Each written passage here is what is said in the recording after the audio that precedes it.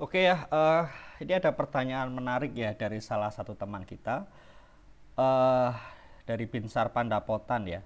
Sudah saya jawab di Google Classroom-nya, cuma pertama karena pertanyaannya juga menurut saya ini cukup menarik dan mungkin akan lebih baik kalau saya jelaskan menggunakan video.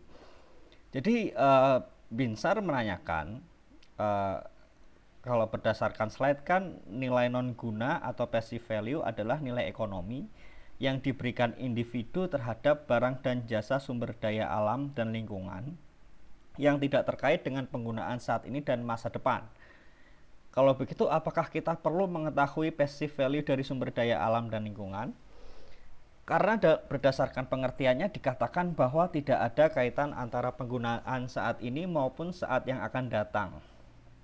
Terima kasih Pak. Jadi gini, saya baru nyadar ya, ternyata di slide ini saya mungkin kurang menjelaskan.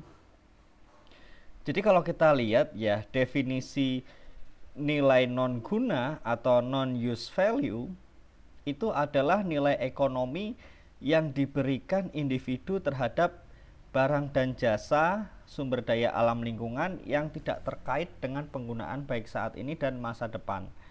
Nah, di sini kita ada penekanan di sini. Oke, kita cari ya, ini apa ya?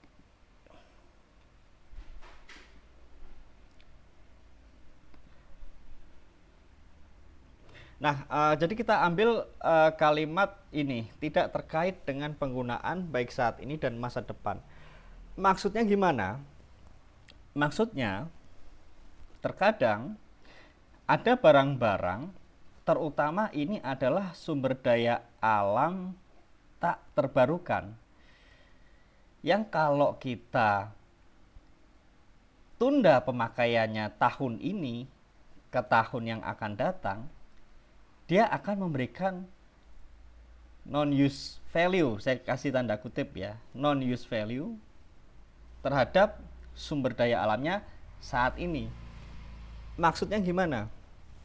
Misalnya kita punya sumber daya alam minyak misalnya,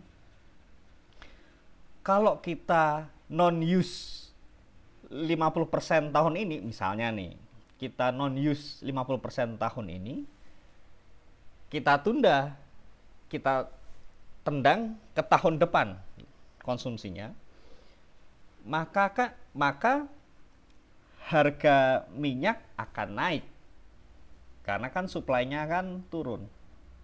Itu artinya apa? Terhadap minyak bumi ini, kalau dia non use, kalau dia nggak kita pakai, dia akan memberikan value kepada minyak yang kita jual tahun ini. Jadi minyak yang kita tunda mengakibatkan meningkatnya harga minyak yang kita konsumsi. Itu sebabnya minyak yang kita non use ini memberikan value kepada minyak yang kita use. Maka secara nggak langsung kan ada non use value dari minyak yang nggak kita pakai ini.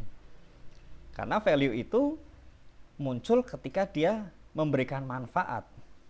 Dalam hal ini, manfaatnya adalah meningkatkan harga minyak hari ini. Nah, kalau menurut definisi ini, definisi yang diberikan, maka mekanisme non-use value karena menunda itu nggak termasuk dalam definisi non-use value untuk sumber daya alam. Jadi non-use value ini adalah benar-benar nilai dari suatu sumber daya yang memang non-use karena memang hakikatnya dia hakikatnya dia non-use gitu. Tanpa memperhitungkan efeknya saat ini dan masa depan. Nggak ada hubungannya dengan saat ini dan masa depan. Murni karena dia sifatnya non-use.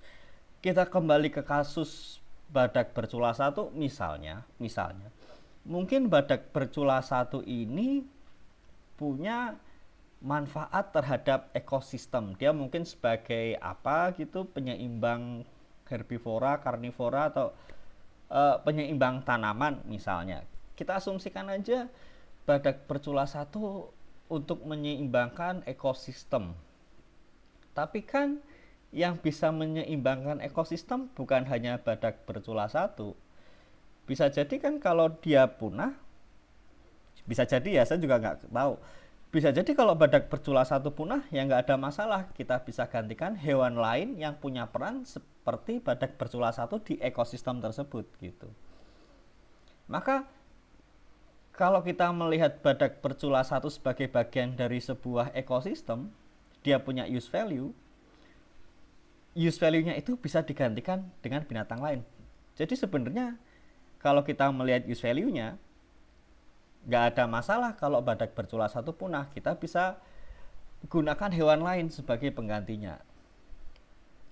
Tapi anggap pun kita bisa saja menggantikan badak bercula satu, ketika kita mendengar kabar bahwa dia punah, kita sedih gitu. Padahal dia nggak ada gunanya, dalam artian dia ada gunanya tapi bisa digantikan. Sehingga kalau dia punah nggak ada masalah. Tapi bagi kita, kita merasa sedih misalnya. Nah ini adalah jadi non-use value ini memang murni ketika sumber daya alam itu nggak kita gunakan sebagai instrumen, kita merasa kesejahteraan kita hilang, meskipun dia sebenarnya nggak ada manfaatnya secara instrumen. Mungkin ada manfaatnya sebagai sebuah instrumen, tapi kalau punah bisa kita gantikan. Nah, jadi non use value itu lebih pada aspek nilai dia sebagai dia gitu, nilai barang ini sebagai barang ini, terlepas dia kasih manfaat atau enggak. Jadi badak dia punya use value di ekosistem sekian, dia punya non-use value. Kalau dia punah kita merasa sedih sekian, maka total value-nya adalah sekian. Jadi perspektif non-use value ini adalah murni faktor barangnya.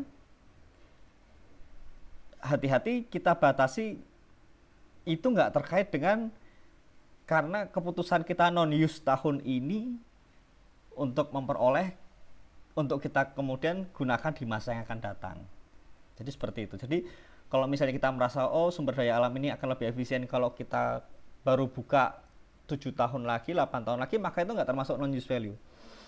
Jadi kalau misalnya kita menemukan sebuah sumber daya apa gitu sebagai pengganti minyak, tapi mungkin belum kita ekstrak sekarang karena masih lebih murah minyak misalnya. Nanti kalau minyak habis baru dia kita ekstrak, maka kan barang itu non-use, nggak kita pakai.